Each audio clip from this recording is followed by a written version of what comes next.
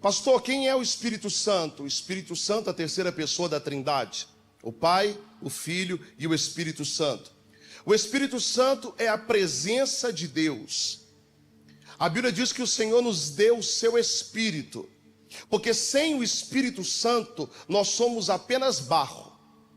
Porque a Bíblia diz que nós só nos tornamos alma viventes a partir lá do Gênesis 2, a partir do sopro do Espírito em nós. Mas pastor, me conta uma coisa, tem gente que vive por aí, não tem o Espírito Santo e não está morto. Por acaso você acha que vida é estar aqui nessa terra? Isso não é a vida. A vida é como um sopro, é o sopro de Deus em nós. Nós só temos vida de verdade quando temos o Espírito Santo, porque a Bíblia diz que nós estávamos mortos em nossos pecados. Mas nós recebemos vida através do Espírito Santo. O Espírito Santo, ele é uma pessoa. A gente acha que o Espírito Santo é uma luz, que o Espírito Santo é um fogo, o Espírito Santo é uma sensação. Ele provoca tudo isso, mas ele é muito mais que isso. Ele é uma pessoa. E a Bíblia diz que o Espírito Santo é uma pessoa sensível. Não sensível de ser sentimental, mas uma pessoa sensível ao ponto de gemer por nossa causa diante de Deus. Ao ponto de gemer gemidos inexprimíveis por nossa causa diante de Deus. Nós somos tão amados, mas tão amados, mas tão amados, que o Espírito de Deus geme por nós. Por isso que a Bíblia diz, não entristeceis o Espírito Santo, porque ele não é sentimental, mas ele tem sentimentos por nós. Ele tem amor por nós. Esse é o Espírito Santo. E muita gente acha que a história do Espírito Santo começa em Atos 2, mas isso não é verdade. Porque o Espírito Santo, da mesma forma que o Pai é eterno, da mesma forma que o Filho é eterno, o Espírito Santo também é eterno. Se nós olharmos Gênesis capítulo 1, verso 26, o verbo diz assim, façamos o homem, quem faz é quem tem poder para fazer. E ali o verbo está no plural. Deus ali, o Deus Pai, está acompanhado. Tanto é que o Espírito de Deus presente naquele lugar é soprado sobre o homem. Então o Espírito de Deus já existe desde a eternidade. O homem pode ter tido uma experiência no Pentecoste, uma experiência diferente de Atos 2, em receber o Espírito Santo ali, em receber dons através do Espírito Santo, uma experiência muito diferente, mas o Espírito Santo já existe lá atrás, porque na verdade o Espírito Santo é a presença de Deus na terra. O próprio Jesus disse, é necessário que eu vá. Depois da ressurreição, os discípulos não queriam que Jesus fosse embora, eles queriam que Jesus ficasse. Mas Jesus disse, é necessário que eu vá. Por quê? Para que o Consolador venha. Então é o Espírito Santo que nos consola, é o Espírito Santo que nos fortalece, é o Espírito Santo que nos vivifica. Tem gente que chega num culto como esse destruído, mas sai daqui renovado. Sabe por quê? Porque aqui você encontra o Consolador. Tem gente que chega aqui carregando mágoas e decepções, mas de repente sai daqui alegre, feliz, sai daqui totalmente diferente. Por quê? Porque encontrou o Consolador. A Bíblia diz, onde tiver 2 ou mais pessoas reunidas em meu nome, ali eu estarei. Alguém mais vem para se reunir no nome dele aqui? Pronto, o Espírito de Deus está no nosso meio. O Espírito de Deus se movimenta no nosso meio. Então o Espírito de Deus é a presença de Deus nesse lugar. Fala com alguém assim, ele está na casa, viu? É por isso, irmãos, é por isso que eu tenho falado muito sobre isso aqui. A igreja precisa voltar a ser um lugar de reverência. A igreja precisa voltar a ser um lugar de reverência. Irmãos, na presença de uma autoridade a gente não masca chiclete. Na presença de uma autoridade a gente não fica mexendo no telefone. Na presença de uma autoridade a gente não fica andando por aí. A gente não faz isso, porque talvez está faltando reverência. Mas Deus tem nos levantado, e a Bíblia diz que conhecereis a verdade vos libertará. Vamos falar sobre o Espírito Santo, para que nós venhamos verdadeiramente ter a reverência com a pessoa que está aqui. O Deus Espírito está aqui no nosso meio, irmãos. Então esse Espírito é a presença de Deus. E essa presença já existe desde lá de trás, há muito tempo. Essa presença, certa vez, ela foi manifesta na terra. Deus dá uma ordem para Moisés a respeito do tabernáculo. E ali no tabernáculo existia um instrumento que representava a presença de Deus na terra, que é a Arca da Aliança. A Arca da Aliança era como se fosse um baú construído de madeira de acácia. O fato de ser madeira de acácia já chama muita atenção, porque a madeira de acácia é um item que os artesãos, os marceneiros, ninguém gosta de trabalhar, porque ela é dura de mexer. É difícil você alinhar uma madeira de acácia. Ela é problemática. Quando falava, poxa vida, esse móvel vai ser de madeira de acácia. Poxa vida, não tem uma madeira melhor, não. Aí Deus vai e diz assim, não, a arca vai ser de madeira de acácia. Mas, Senhor, é difícil demais trabalhar com madeira de acácia. Vamos escolher uma madeira mais fácil, uma madeira mais maleável, uma madeira que a gente passa a ferramenta, uma vez só, ela fica reta. E Deus, não. Vai ser de madeira de acácia. A madeira de acácia começa a falar conosco. Quantos de nós somos difíceis de endireitar o caminho, né? Quantos de nós somos difíceis de firmar na presença de Deus? Quantos de nós somos difíceis de aceitar a palavra e deixar essa palavra mudar a nossa vida? Eu imagino os anjos dizendo, Senhor, não tinha jeito de fazer alguma coisa melhor, não, porque esse povo é difícil demais. Aí Deus, não, vai ser de madeira de acácia. Lucas, lá nos Estados Unidos, você me falou uma frase, naquela noite de glória que a gente estava orando lá. Você falou algo no meio da nossa oração que eu nunca mais vou esquecer. Para Deus parece que quanto pior, melhor. Para Deus parece que quanto pior, melhor. Ei, não duvide de ninguém, porque para Deus quanto pior, melhor, viu? Tem gente aí que você olha e fala, poxa vida, isso aí está perdido. Ei, é desses aí que Deus gosta, viu? Mas é madeira de acácia, troca. Não, vai ser a madeira de acácia mesmo, porque quando eu terminar a obra aí, você vai ver que vale a pena trabalhar com madeira de acácia. A Arca da Aliança, então, era de madeira de acácia. E a Bíblia diz que essa arca era revestida de ouro. Ouro na Bíblia representa glória. Só que a Bíblia diz que é revestido de ouro, por dentro e por fora.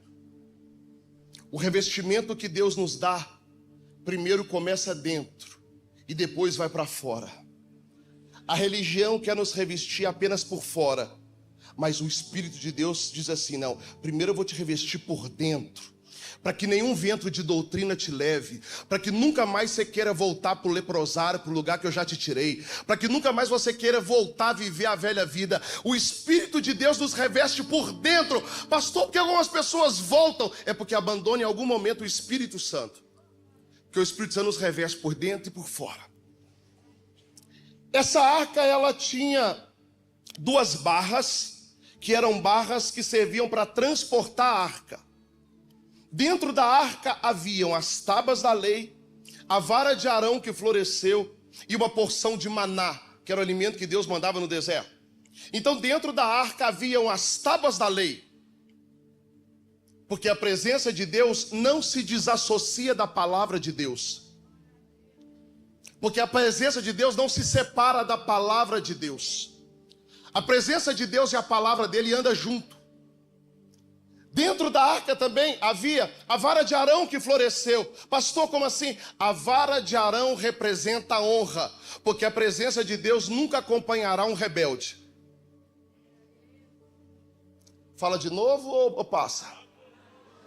Dentro da arca havia também a vara de Arão, porque a vara de Arão representava a honra de Arão caminhando ao lado de Moisés, até nos dias mais difíceis. Você quer conhecer alguém que te honra de verdade? Você não vai conhecer nos dias mais alegres da tua vida. Quem te honra de verdade, te honra na tua ausência e nos teus dias difíceis. A vara de Arão representava a honra. Por quê? Porque a presença de Deus não caminha ao lado de rebelde, mas a presença de Deus caminha ao lado da honra. Dentro da arca também havia o maná. O maná, que era o alimento que Deus mandava para o seu povo todos os dias, para o povo sempre se lembrar que a presença é uma experiência onde você confia em Deus e Ele que te provê. O maná dentro da arca iria demonstrar ao povo e lembrar ao povo: ei, não se esqueça que um dia no meio do deserto você precisou viver de milagre, tá? O maná dentro da arca representava isso, para o povo nunca mais se esquecer, porque o crente tem falta de memória. Você sabia disso? Um povo que atravessa, um povo liberto do Egito, liberto com mão forte da mão de Faraó, atravessa o mar vermelho, Deus abre o mar para o povo passar, e no meio do deserto eles começam a reclamar. Sabe por quê? Porque tem gente que tem falta de memória. E o maná lá dentro representa a memória de que um dia esse povo precisou viver de milagre. Ei, eu já precisei viver de milagre. Você já precisou viver de milagre algum dia. Não se esqueça disso. Não se esqueça disso. Nem sempre é milagre financeiro. Às vezes é milagre emocional. Às vezes foi a presença de Deus que te sustentou. Às vezes foi a presença de Deus que te manteve de pé. Às vezes foi a presença de Deus que deixou sua família acabar. Foi a presença de Deus que te manteve vivo. Não se esqueça que um dia você precisou viver de milagre. E essa arca, ela era tampada com propiciatório. Em cima da arca haviam 2 querubins. E esses querubins, eles olhavam para baixo, olhavam para a arca. E aqui em cima suas asas se tocavam. E essa arca representava a presença de Deus. E essa arca que representava a presença de Deus, ela é tão poderosa, mas tão poderosa, mas tão poderosa, que a Bíblia diz que por diversas vezes o exército de Israel ia enfrentar os seus inimigos. Sabe o que eles faziam? Pega a arca, gente, coloca a arca na frente dos guerreiros, coloca a arca na frente do exército e vamos marchar. Quando chegava lá, o povo não precisava lutar, porque só a presença de Deus vencia todos os inimigos. Pastor, tem um monte de inimigos se levantando contra mim. Coloca a presença, que você não vai ter que batalhar, e você verá a presença de Deus vencer todos os seus inimigos. Ah, se eu tivesse 5 glória a Deus aqui na igreja. Coloca a presença de Deus na frente, irmãos. Pastor, tem gente se levantando contra mim, tem situações se levantando contra mim, tem problemas se levantando contra mim. Coloca a presença de Deus na frente. A Bíblia diz que o nosso Deus é general de guerra. A Bíblia diz que Ele é o leão da tribo de Judá. A arca era respeitada. Quando eles viam a arca, os inimigos tremiam de medo. Ei, não brinque com o homem e com a mulher de oração, tá? Muito cuidado, não caçoe de um homem e de uma mulher de oração. Deus não unge cabeça errada. Muito cuidado com quem tem a presença, viu? Muito cuidado, você pode estar arrumando uma confusão desproporcional. Porque quando você briga com quem tem a presença, você não briga com a pessoa, você briga com a presença. Essa arca era temida. Até que um dia, os filisteus que serviam a um deus chamado Dagon, que era metade homem, metade peixe, eles têm uma ideia. Já sei, pega essa aqui para a tua vida. Já sei porque eles vencem todas as batalhas. É porque eles têm a presença com eles. Sabe quando que você começa a perder? Quando você começa a deixar a presença. Ela permanece contigo, mas ela sai da frente e ela vai para trás. Porque agora é do meu jeito. É como que eu leio a Bíblia, é como que eu leio, é a minha teologia. É o meu jeito. Eu não concordo com isso. Eu não preciso orar mais, eu não preciso jejuar mais. Eu não preciso da igreja mais, eu não preciso cantar mais. Fica aquele monte de sofismas, não preciso. A presença vai só se distanciando. Porque é o seguinte, o diabo procura brecha, Deus não procura brecha, Deus entra por portas, porque Deus é educado. Não jogue a presença para trás. Os inimigos disseram assim: já sei como que nós vamos vencê-los. Aí os filisteus perguntam: como? Vamos tirar a presença deles. Vamos tirar a presença. Irmãos, vou contar uma coisa para vocês. Eu vim de uma igrejinha simples de telha brasilite. Ali a igreja era só metade de telha, Lucas. A outra metade não tinha telha, sabe por quê? Era aqueles crentes pentecostal que gritavam o culto inteiro e os vizinhos tacavam pedra. Você estava no culto, você não sabia se olhava para cima ou se você glorificava aqui embaixo. Era o povo tacando pedra, mas era um monte de crente que não tinha nada, mas era feliz. Sabe por quê? A riqueza deles era a presença. Agora tem gente que prospera na vida e não dá glória a Deus mais. Tem gente que prospera. Fiz faculdade, fiz mestrado agora, e agora eu sou outro estilo. Tem dó. Tem gente jogando a presença para trás e não está percebendo. O inimigo fala assim: já sei como que a gente vai derrubar esse povo. Vamos roubar a presença deles. Eles armam uma armadilha.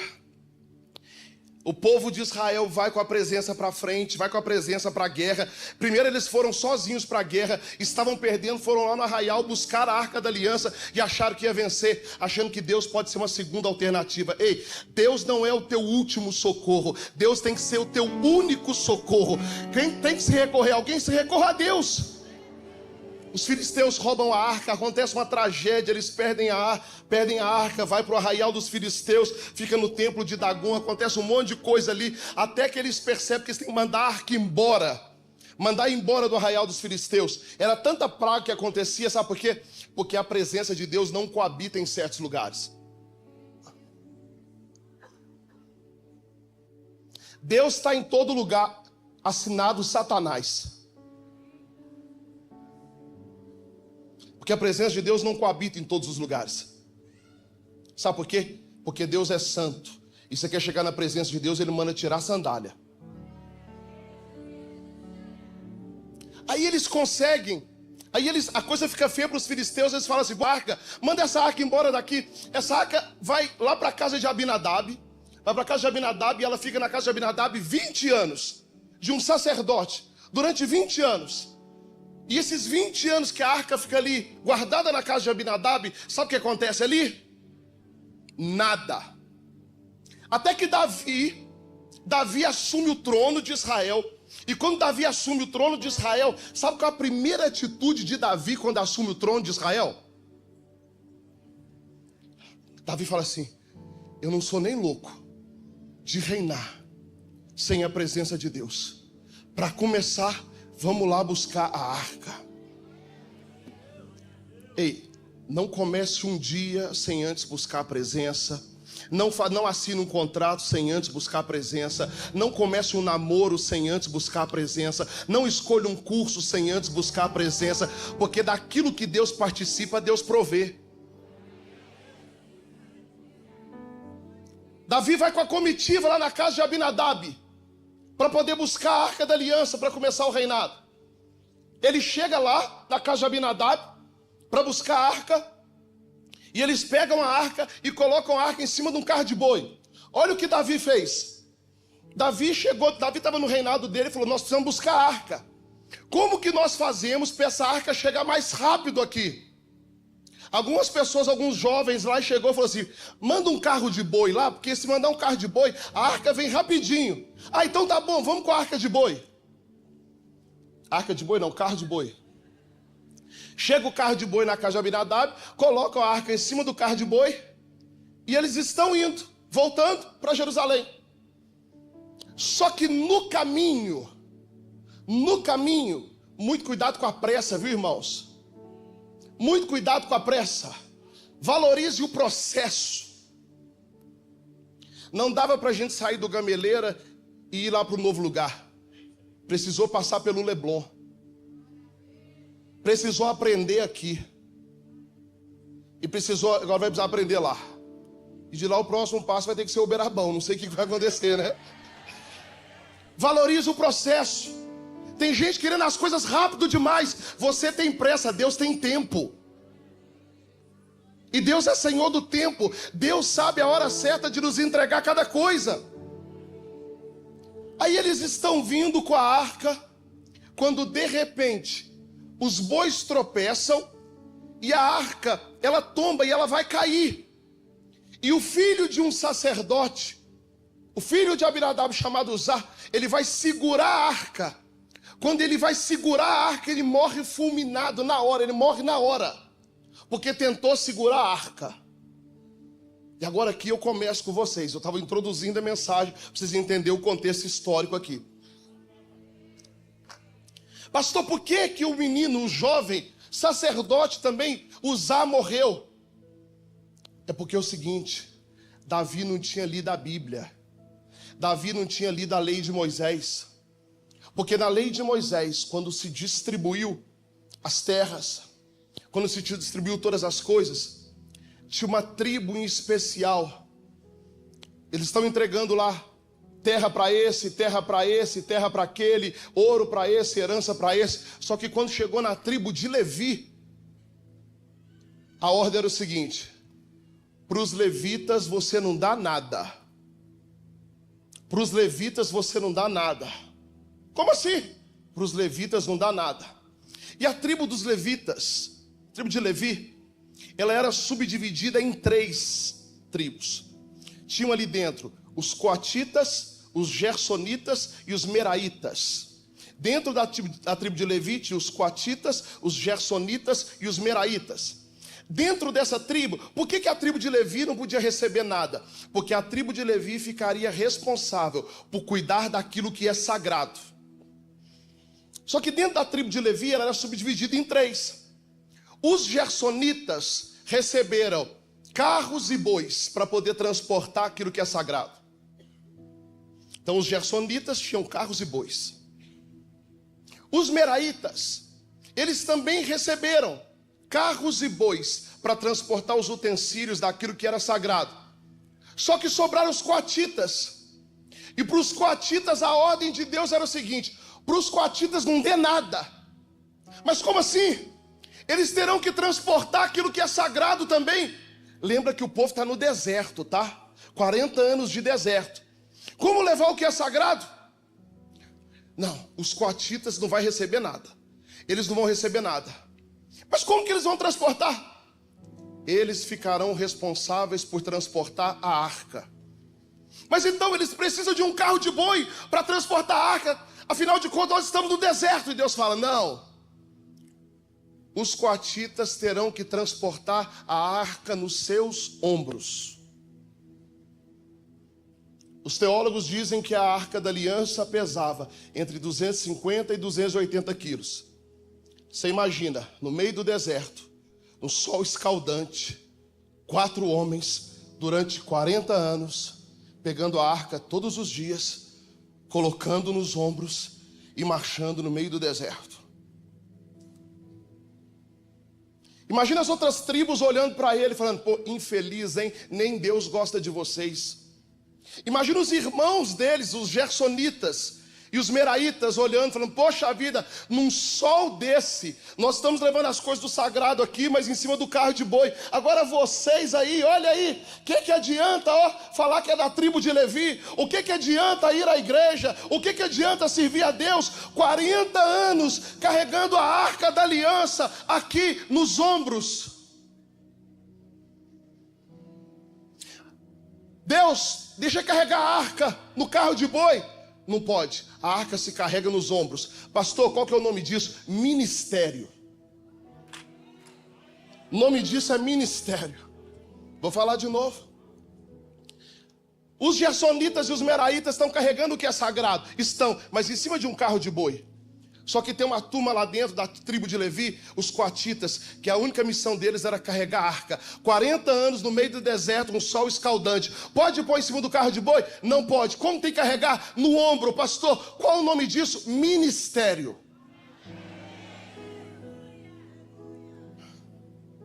É porque é o seguinte, Deus diz para os coatitas: não. Eles vão carregar a arca nas mãos, no ombro. Não pode ser no carro de boi. Por quê? Porque Deus não unge carro de boi, Deus não unge cavalo, Deus unge gente. Só o Lucas pegou aqui, ó. Deixa eu contar uma coisa para vocês. Nós estamos indo para uma igreja gigantesca, mas deixa eu falar uma coisa, Deus não vai ungir aquele lugar. Sabe quem que Deus vai ungir para ganhar essa cidade, para transformar essa cidade, para curar as pessoas, para transformar famílias, para curar essas vidas, para libertar pessoas da depressão, tirar do suicídio, viver uma vida abundante? Sabe quem? Deus vai derramar óleo no povo desesperado pela presença.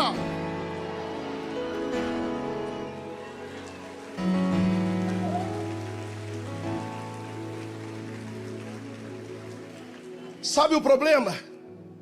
É que tem muita gente usando as pessoas para servir a estrutura, e nós temos que usar a estrutura para servir pessoas. O lugar não é mais importante do que as pessoas. O lugar só existe para servir as pessoas. Ministério.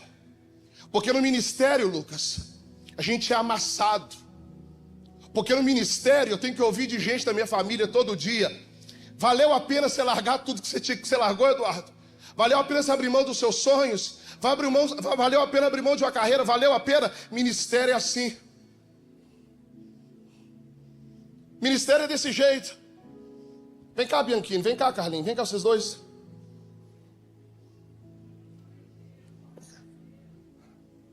Carlinhos diácono, está com a gente desde muito tempo, né, Carlinhos? Bianchini está aqui, despachante, fazendo até propaganda para ele, ó. No ministério, sabe como é que é, Lucas? Esses dois aqui, ó, de vez em quando, recebem puxão de orelha na igreja e não recebe nada para estar aqui, não. Muito pelo contrário, pagam para servir. Coloca gasolina no carro, paga Uber, o que for, paga para servir. Abre mão do lazer para estar aqui, abre mão de um tempo de descanso para estar aqui, abre mão da família para estar aqui. São dizimistas, ofertantes da igreja, estão aqui. Tem gente que olha e fala: poxa vida, vocês pagam para estar aí na igreja? Sabe o nome disso? Ministério. Só que o problema é o seguinte: quem tem ministério e cuida do seu ministério, é Deus quem cuida deles, é Deus quem cuida, é Deus quem protege, é Deus. Quando vocês veem alguém aqui, ó, camiseta do servido, do diaconato, respeita a patente. Sabe por quê? Isso aqui é ministério. Mas pastor, não tinha uma coisa mais leve para fazer, não? Os primeiros a chegar e os últimos a sair. Os primeiros a chegar e os últimos a sair. Respeita a patente, que o nome disso é ministério. Ministério. Fica aqui, fica aqui. Os gersonitas e os meratitas estão olhando, falando assim: poxa vida, nem Deus gosta de vocês. Nós temos os carros de boi aqui, ó, para poder chegar e carregar tudo que é sagrado.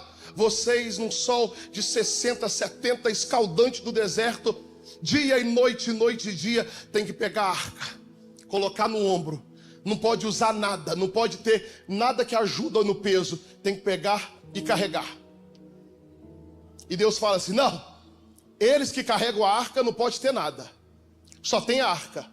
Mas Senhor, dá um pedaço aqui das terras para eles. Não pode. Quem carrega a presença só tem a presença, mais nada. Mas Senhor, deixa eles de vez em quando, um dia sim, um dia não. Tem um carro de boi para ajudar. Não, não, não. Quem carrega a presença, quem carrega a arca, só tem a arca. Sabe o que é isso? Porque o que aqui na terra é peso, no céu é privilégio. O que aqui na terra é peso, no céu é privilégio. Sabe por que Deus não deixou os coatitas terem nada? Porque na cabeça de Deus é o seguinte: eles vão ter o privilégio de carregar todos os dias a minha presença.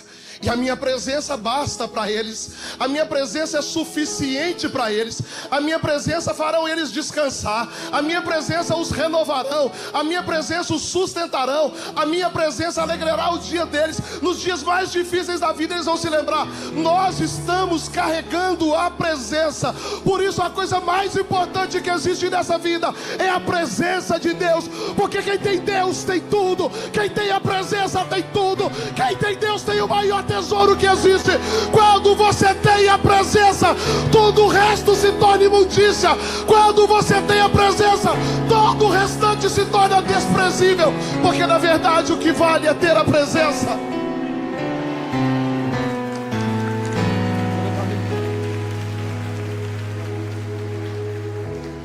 Todo mundo olhando e tirando sarro. Todo mundo olhando e zombando dos coatitas. 40 anos, dia e noite, noite e dia, carregando a presença. O que aqui na terra não vale a pena, o céu chama de privilégio.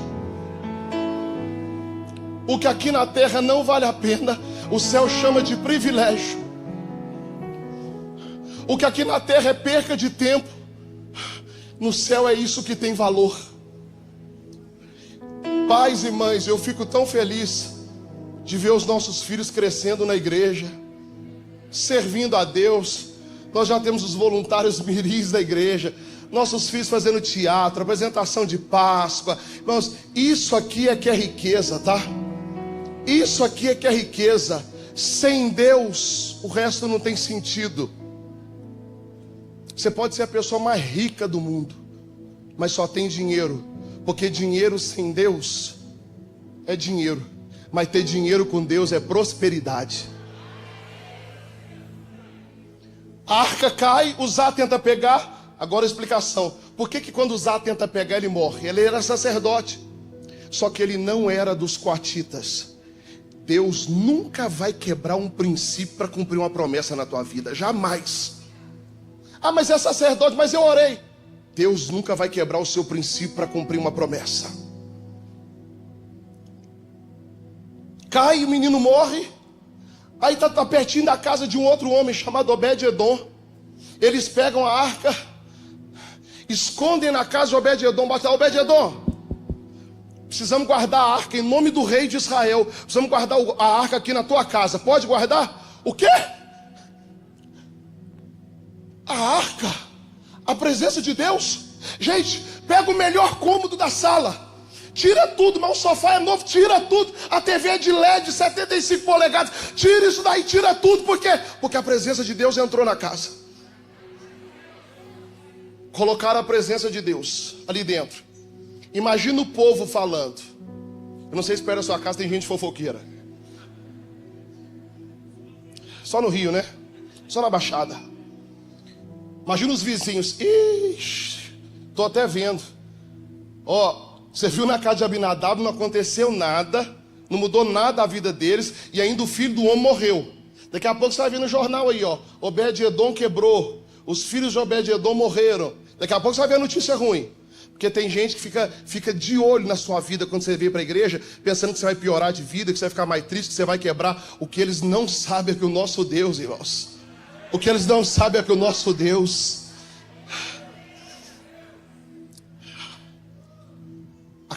A arca fica na casa de Obed-edom 3 meses. E a Bíblia diz o seguinte: 20 anos na casa de Abinadab não acontece nada. 3 meses na casa de Obed-edom, a Bíblia diz que... E a presença do Senhor abençoou a casa de Obed-edom e tudo que ele tinha. Pastor, o que é isso? Sabe o erro de Abinadab? Nós não podemos encarar esse erro aqui, ó. Sabe qual foi o erro de Abinadab? Tratar como natural o que é sobrenatural. Ah, eu vou para mais um culto, é uma série Espírito Santo. Não é uma série Espírito Santo, é a série Espírito Santo. Eu vou para mais uma terça-feira na igreja. Hoje não é mais uma terça-feira, hoje é a terça-feira. Não trate de forma natural o que é sobrenatural. E sabe o perigo disso? É o tempo. Porque o tempo faz a gente tratar de forma natural aquilo que é sagrado. Em 3 meses, a arca da aliança, na casa de Obed-edom, a Bíblia diz que o abençoou e abençoou tudo que ele tinha. Pastor, por quê? Porque na casa de Abinadab, a arca da aliança era um objeto qualquer, mas na casa de Obed-edom, ela era o lugar, o melhor lugar era dele. A arca era a prioridade da casa. Eu não sei se você conhece alguém, se estiver do seu lado, você não olha não. Tem gente que em casa deixa a Bíblia aberta na estante.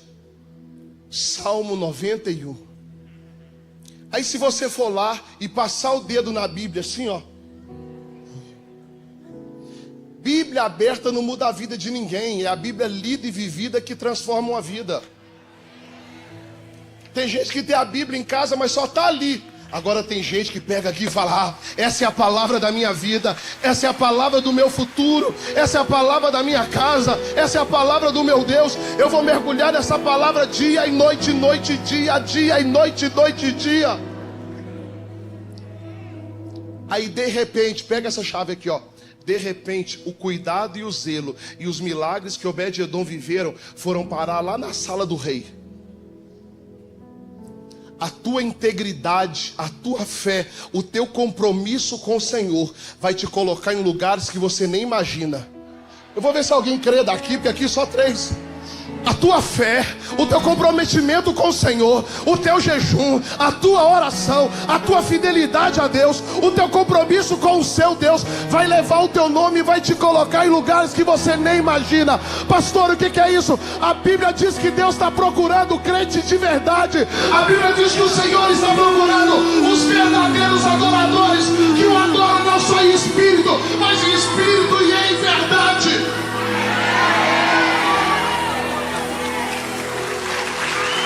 Se tem palma, tem glória. A sua voz está muito melhor que a minha, crente. A sua voz está muito melhor que a minha. Senta aí, crente feliz.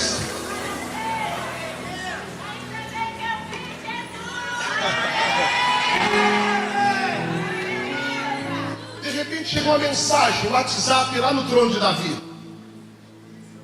Davi recebe alguém e fala assim: meu rei, deixa eu te contar uma coisa. Eu tenho notícias da arca. Davi, o quê? Da arca. Já sei, matou a família de Obed-Edom. Não, meu rei. Pelo contrário.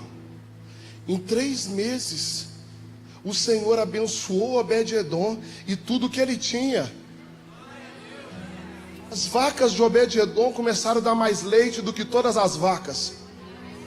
As plantações de Obed-Edom começaram a prosperar muito mais do que dos outros agricultores. Até a esposa de Obed-Edom ficou mais bonita, gente.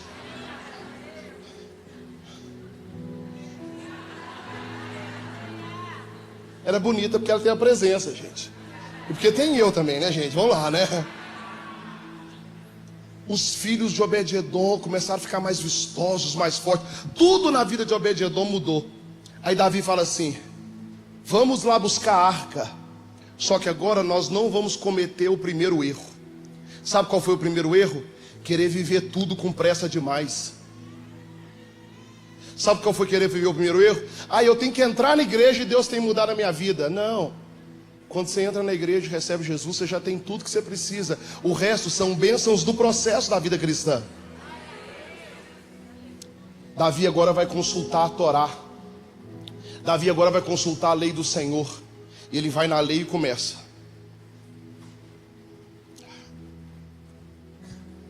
Arca da aliança, arca da aliança, arca da aliança. A arca da aliança, ou a arca do concerto, só pode ser transportada por aqueles que são da tribo de Levi, são coatitas, e essa arca deve ser carregada nos ombros. Davi agora vai diferente. Davi agora chama as pessoas certas. Davi chega na casa de Obed-Edom, bate na porta. De repente Obed-Edom abre. O rei Davi. O rei Davi fala assim: Obed-Edom, eu quero te agradecer por esse tempo que você cuidou da arca, mas agora eu preciso levá-la. Obed-Edom fala assim: meu rei, eu posso te fazer um pedido? Olha isso, irmãos. Qual o pedido? O Senhor tem autoridade, força para levar a arca da minha casa e levá-la embora. Afinal de contas, ela pertence ao Senhor, que representa todo o povo. Mas deixa eu ir contigo.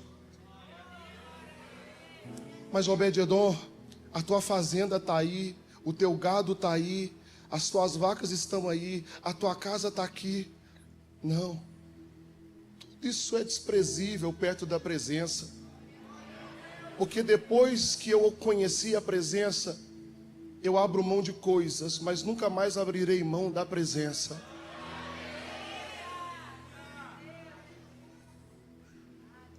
Os sacerdotes agora pegam a arca. Eles pegam a arca para levar agora para a casa de Davi. Mas sabe o que Davi faz? Eles pegam a arca. Olha isso aqui, Lucas. Pegam a arca. Davi, da primeira vez, tentou levar a arca em cima de um carro de boi com pressa. Só que agora ela está, no princípio, em cima dos ombros dos sacerdotes. Só que olha isso aqui, no lugar certo, Lucas. No lugar certo. No lugar certo. Só olha o que Davi fazia. A casa de Obed-edom, até o lugar onde Davi montou para poder receber a tenda, dava exatamente 6 quilômetros. 6 quilômetros andando se faz em quê? 1 hora. 1 hora, de forma tranquila, se faz em 1 hora. 1 hora. Davi fala assim, olha a reverência. Vamos levar a arca. Só que olha como que eles levavam a arca.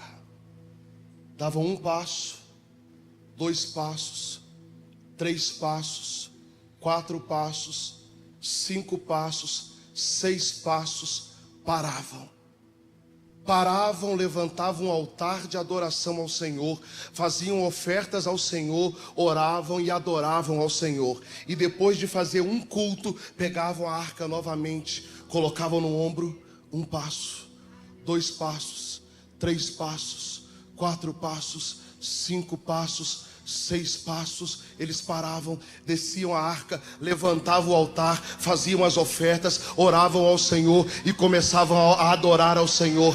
Feito isso, eles pegavam a arca de novo, colocavam no ombro, 1 passo, 2 passos, 3 passos, 4 passos, 5 passos, 6 passos, coloca a arca no chão, levanta o altar, faz o ofertório, ora ao Senhor, começam a levantar um cântico e começam a adorar ao Senhor. Uma viagem que duraria 1 hora, durou praticamente 1 semana. Mas Davi, assim vai demorar demais. Você não está entendendo? Eu já tentei buscar do meu jeito e não deu certo. Agora eu vou buscar, mas agora é do jeito dele. Porque essa presença eu vou levar para minha casa.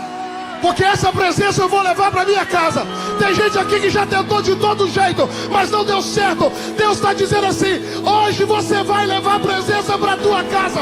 A presença que transforma, a presença que cura, a presença que muda a vida, a presença que te faz esquecer de tudo. Deixa eu te perguntar uma coisa. Quantos dias tem a tua semana?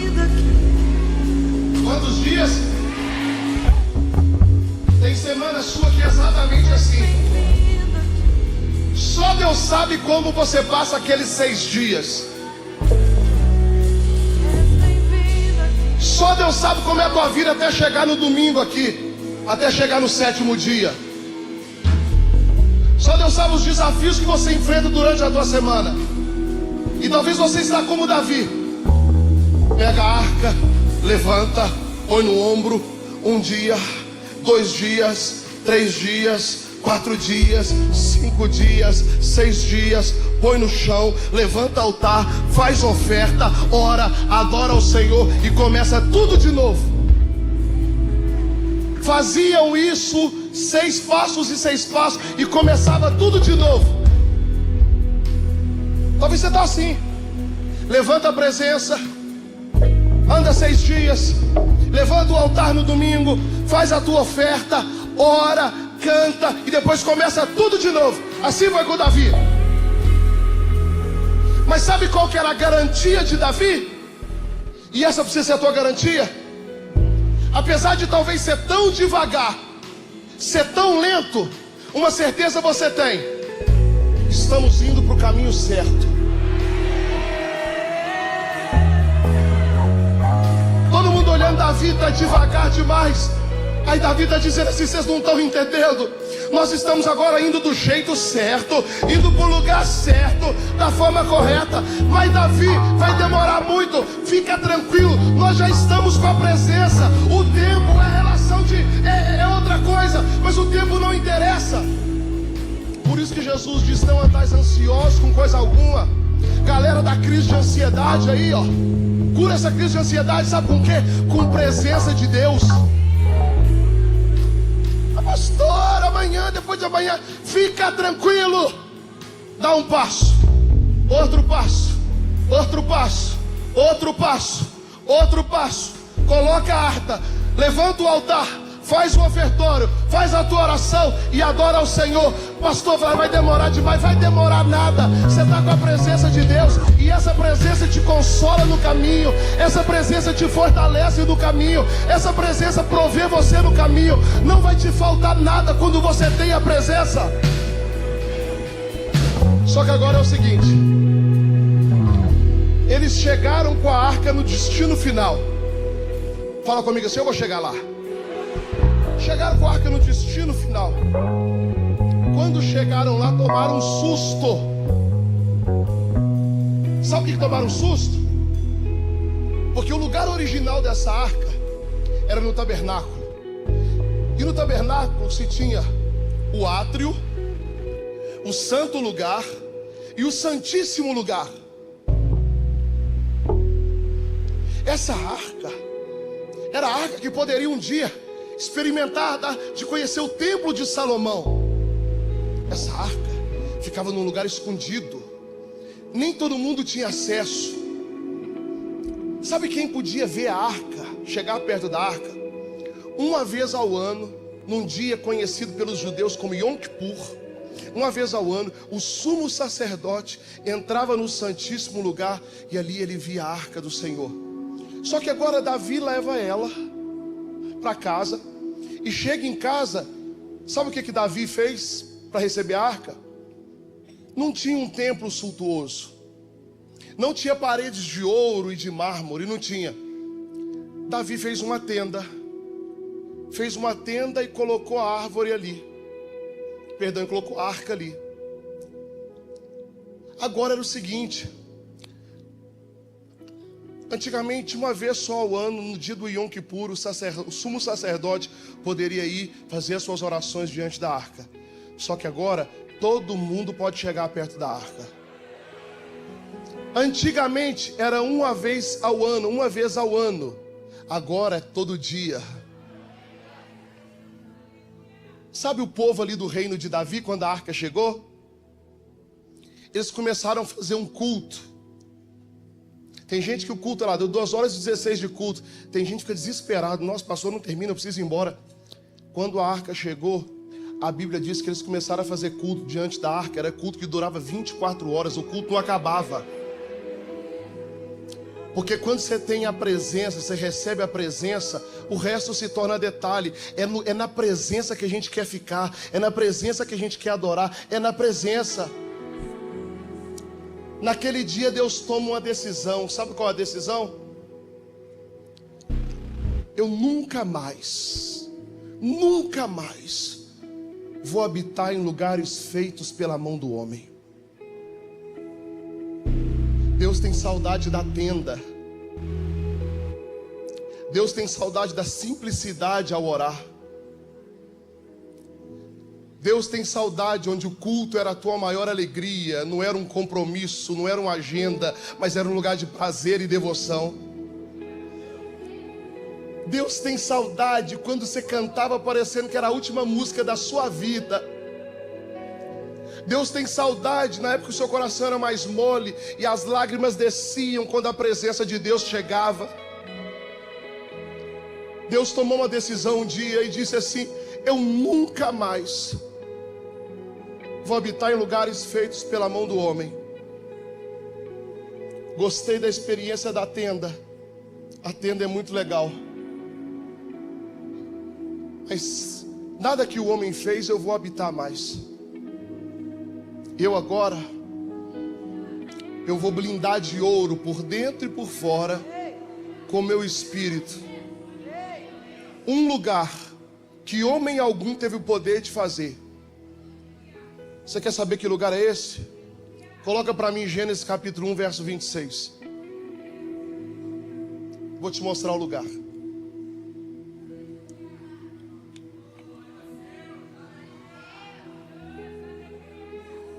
Lá na criação, no começo de tudo, Deus hoje está voltando no jardim. Deus está restaurando o que foi feito no jardim, para ter uma comunhão plena e eterna que nunca mais se quebrará. Porque Deus escolheu esse lugar. Tentaram fazer o tabernáculo e foi muito legal, mas não durou.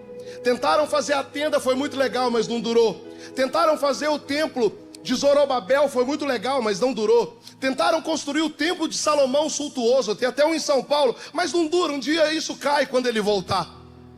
Só que tem um lugar que nunca vai cair. Pastor, que lugar é esse? Lá no dia da criação, no sexto dia. Que dia? Me lembra alguma coisa. Que dia?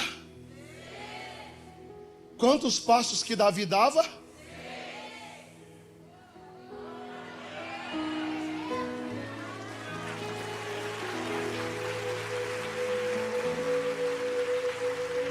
Deixa eu te contar agora qual é o lugar que Deus escolheu para morar para sempre. No sexto dia da criação está reunido o Pai, o Filho e o Espírito Santo. E eles estão conversando. E de repente o Deus Pai fala assim: façamos o homem a nossa imagem, conforme a nossa semelhança. Na criação eles estavam dizendo assim: ei, vamos criar um lugar que é parecido conosco, que tem a nossa semelhança, que quando as pessoas olharem para esse lugar, eles irão nos ver.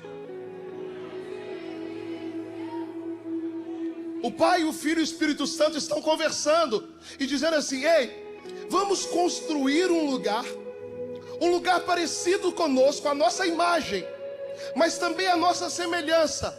E nós vamos habitar nesse lugar. E quando as pessoas olharem para esse lugar, as pessoas nos verão através desse lugar. Façamos, pois, o homem a nossa imagem e a nossa semelhança.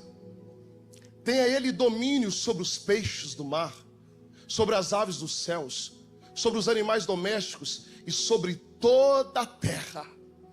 Deixa eu te perguntar uma coisa: quem é aquele que tem o domínio sobre toda a terra? Deus. Só que esse Deus pegou a terra e entregou para alguém que é a imagem e semelhança dele.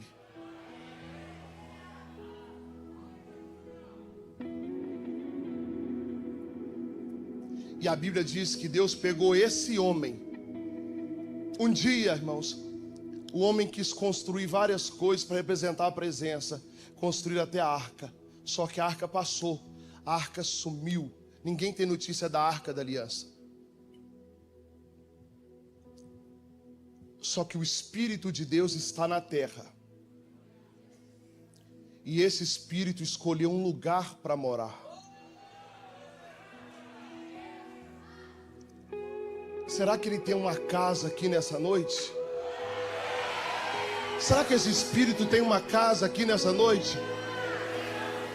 Será que ele encontrou uma casa aqui nessa noite? Porque assim diz o Senhor: eu nunca mais habitarei em lugares feitos pela mão do homem, porque agora eu vou habitar no lugar que eu mesmo fiz. Por isso eu fiz a minha imagem, a minha semelhança. E o Espírito Santo de Deus está procurando uma casa para morar nessa noite. Se você tem o Espírito de Deus, se manifeste aí. Se você tem o Espírito de Deus, levanta a tua mão no céu. Se você tem o Espírito de Deus, faça alguma coisa para ele. Fecha os teus olhos aí no teu lugar. Coloca a mão no teu coração. Eu queria que você repetisse uma oração comigo. Senhor Jesus, nessa noite eu entendi quem é o Espírito Santo. Eu reconheço que eu nada sou sem o Espírito Santo. Eu te digo que eu nunca mais quero ficar sem a tua presença.